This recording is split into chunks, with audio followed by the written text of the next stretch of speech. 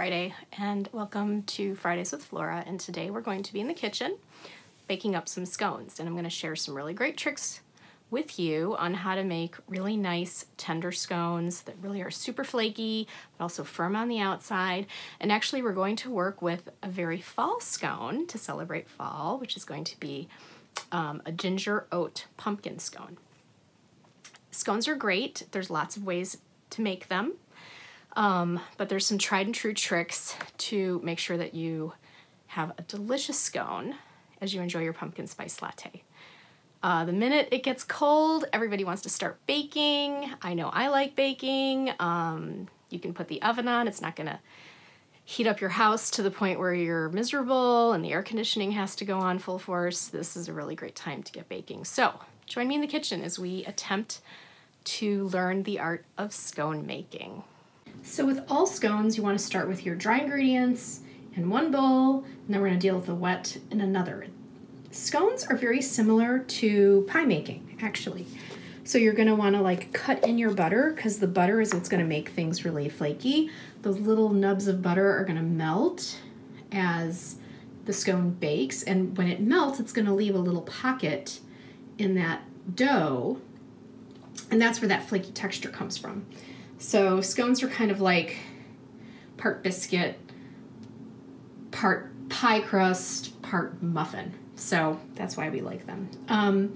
So right here we've got 2 1/4 cups of flour, and we're going to add some oats for some texture. I like this recipe because it's very fall-like. It's got some grain in it. So here's a 1/2 cup of just old-fashioned rolled oats. Have some extra for sprinkling on top. And we need a little bit of sugar, a little bit of sweetness. Pumpkin's going to give some sweetness too naturally. So there's that. We need a little bit of leavening, which is a tablespoon of baking powder. A little bit of salt, 1 teaspoon should do it. This just enhances things. Of dry ingredient mixing, you want to add your spices. So this is a pumpkin-based scone. Obviously you want some cinnamon, some nutmeg, some fun things like that. We're actually going to just cut to the chase and use some pumpkin pie spice to simplify life. Give the pumpkin pie spice a good shake because everything's pre-blended and we don't want too much of one thing or another. It smells great. Smells so good. All right, so we're gonna go with 2 teaspoons.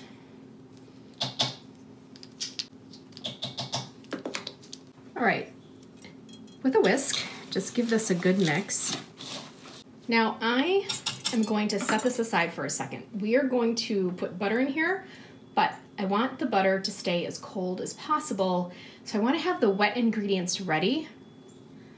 So let's go to the wet, and then we'll come back to the dry.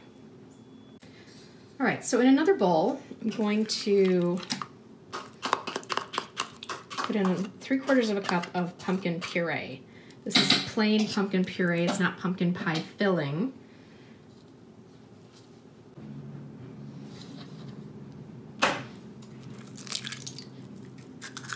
One and 2. Now, your wet ingredients is going to change from scone recipe to scone recipe. There's a lot of scone recipes that like buttermilk. There's a lot of scone recipes that like cream. I think because this is pumpkin, you're gonna have a lot of moisture, so the pumpkin's going to do a lot of heavy lifting for you. So just give this a whisk till everything is smooth and combined. I am going to add one more thing. I have some mascarpone cheese, and I like using this in my apple pie crust recipes. And I thought it might actually add some richness and depth to these scones with a little bit of like nutty flavor that would work nice with kind of the earthiness of the pumpkin and the spices. So I am going to whisk this in. It's about 4 ounces.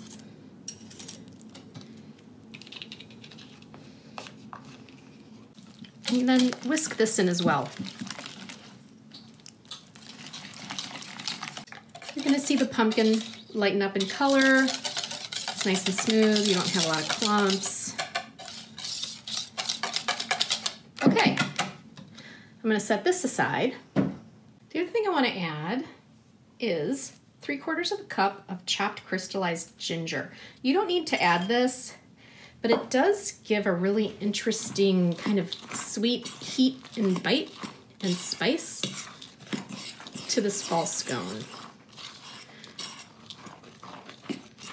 I have a stick of butter that was in the freezer, and I've got a large whole grater, and I am going to grate the butter. Once the butter gets grated in here, it's gonna like soften up pretty quickly. So move fast, get this grated, and then we're gonna toss it around and then get in our wet ingredients and work things in until they're just moistened. So keep doing this, and then I'll check back with you in a sec.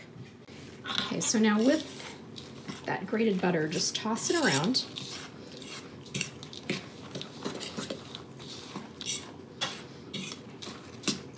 Like so.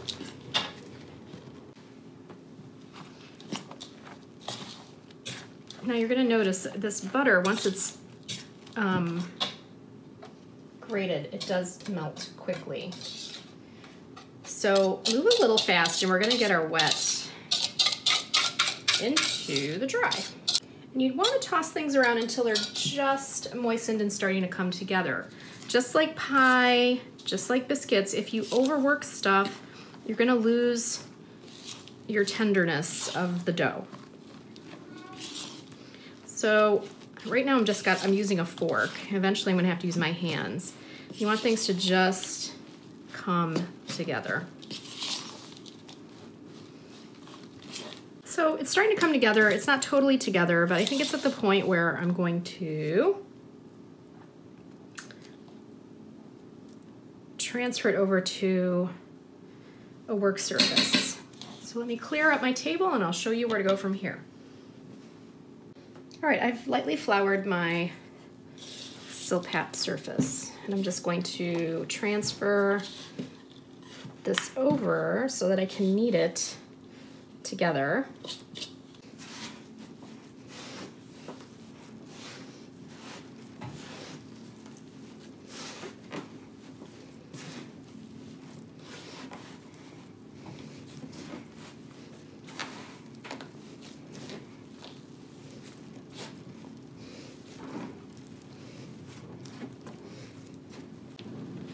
If it starts sticking, get some more flour.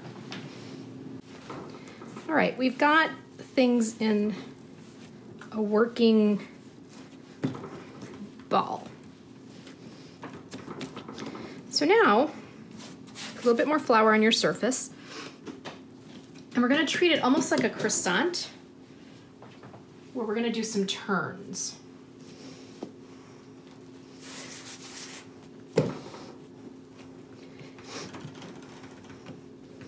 So we're going to flatten this out to about 8 inches by 4 using a rolling pin.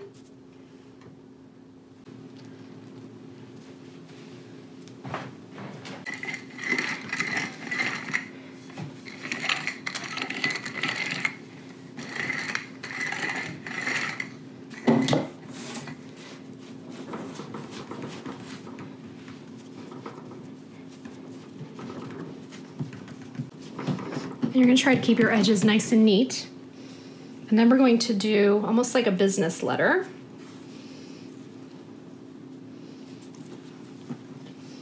Like this. Turn it around. Roll it out again.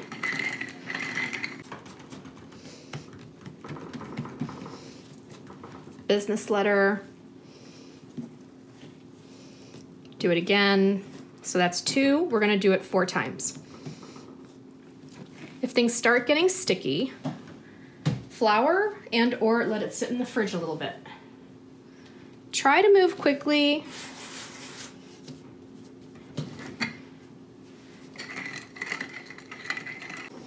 Okay, so that was our final turn. Now we shape. Now we want to roll this to about 12 inches in length by 4.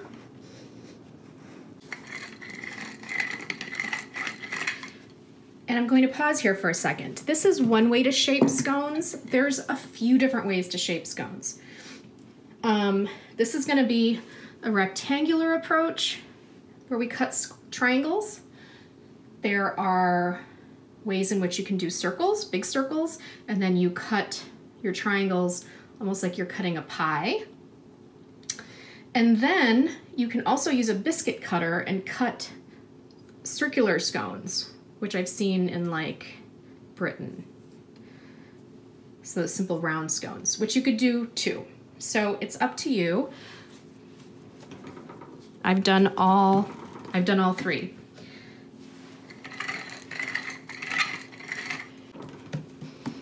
Okay, so we're gonna use a bench scraper. You could also use a knife.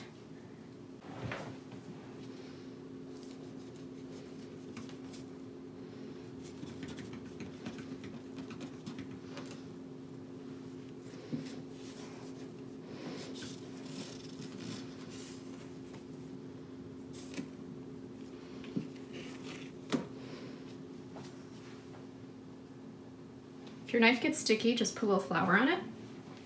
And now we're going to create some triangles.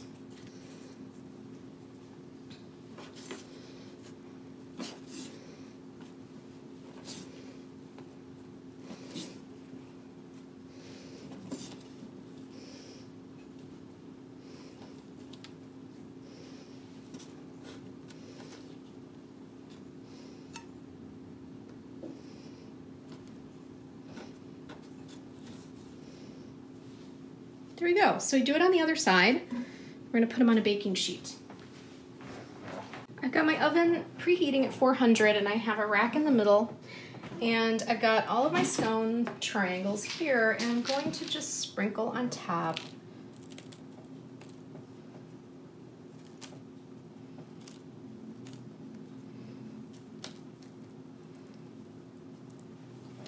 Some oats. 20 minutes should do it. If they're not baking evenly, after 10 minutes, check them and then rotate the pan. And then once we take them out, there's one more trick we're going to do as they cool down. So this took about 18 minutes and you can see there's some brown edging. You don't want them to brown too much because they continue cooking and they'll just kind of dry out. So we have a cooling rack that I'm going to transfer them over, and then there's one final trick while they cool down. If you have a linen towel that's big enough, drape the towel on the actual rack. I have a linen napkin, and I'm just going to lightly cover the scones. And this is important because sometimes when scones kind of cool down, they start hardening up kind of like a hockey puck. So this allows a little bit of moisture to stay, but linen is breathable, so you're not gonna have soggy and weird scones. So let these cool down and then you can eat them. All right, we're gonna check on my little sconies here.